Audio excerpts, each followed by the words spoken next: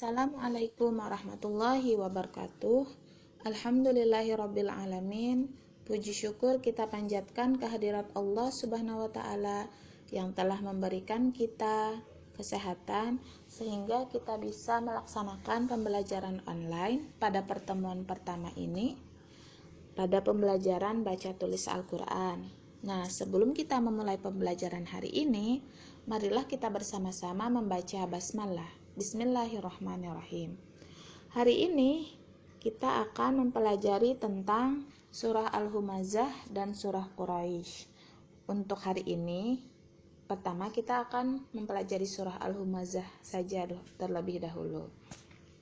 Baiklah, langsung saja kita mulai pembelajaran pada hari ini. Surah Al-Humazah terdiri dari 9 ayat dan termasuk golongan surah Makkiyah. Kenapa disebut surah Makkiyah? Karena surah ini turun di kota Mekah, maka disebut surah Makkiyah. Dan surah Makkiyah ini biasanya berupa surah-surah yang pendek. Surah Al-Humazah disebut Al-Humazah karena terdapat di ayat pertama yang artinya dari Al-Humazah itu yaitu pengumpat. Surah ini menceritakan tentang kebiasaan para pengumpat dan balasan yang akan diterima kelak di hari akhirat. Di dalam Al-Quran, surah Al-Humazah ini berada di urutan yang ke-104 dari 116 surah yang ada di Al-Quran. Nah, di sini ada terjemah perkata surah Al-Humazah dari ayat 1 sampai 9. Silakan disimak atau diperhatikan. Kemudian di sini ada terjemahan surah Al-Humazah. Oke, baiklah, Ustazah bacakan dulu ya. Bismillahirrahmanirrahim. Dengan nama Allah yang Maha Pengasih dan Maha Penyayang. Wailul likulli humazatil lumazah. Celakalah bagi setiap pengumpat dan pencela. Alladzi jama'a malahu wa addadah, yang mengumpulkan harta dan menghitung-hitungnya. Yahsabu anna malahu akhladah. Dia manusia mengira bahwa hartanya itu dapat mengekalkannya. Kalla layum badanna fil hutamah. Sekali-kali tidak, pasti dia akan dilemparkan ke dalam neraka hutamah. Wa ma adraka mal hutamah.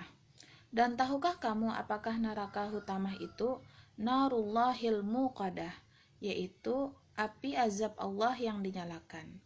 Allati tattali'u 'alal afidah, yang membakar sampai ke hati.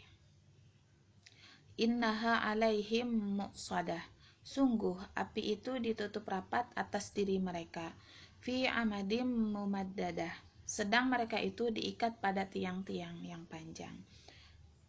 Nah, kandungan dari surah Al-Humazah tadi yaitu ialah ancaman Allah kepada para pengumpat dan pencela. Pengumpat yaitu orang yang suka menjelek-jelekan orang lain dan merasa dia yang paling benar. Sedangkan pencela ialah orang yang membicarakan orang lain di belakangnya, tetapi ketika bertemu muka maka dia bermulut manis. Maksudnya ketika di hadapan dia berkata yang baik-baik tentang orang yang di hadapannya ini, tetapi ketika di belakang dia membicarakan keburukan-keburukan orang tersebut. Mereka mencela dan menghina orang lain. Baiklah anak-anak, jangan suka mengumpat dan menghina orang lain yang berada di bawah kita. Kemudian, karena pekerjaan mereka hanya mengumpulkan kekayaan buat diri mereka sendiri, sehingga mereka kikir dan tidak mau bersedekah di jalan Allah. Bahkan, mereka juga melanggar perintah Allah untuk mendapatkan harta yang lebih banyak. Misalnya saja, karena ingin kaya instan, mereka merampok, mereka membunuh dan mengambil harta orang lain, atau mereka korupsi.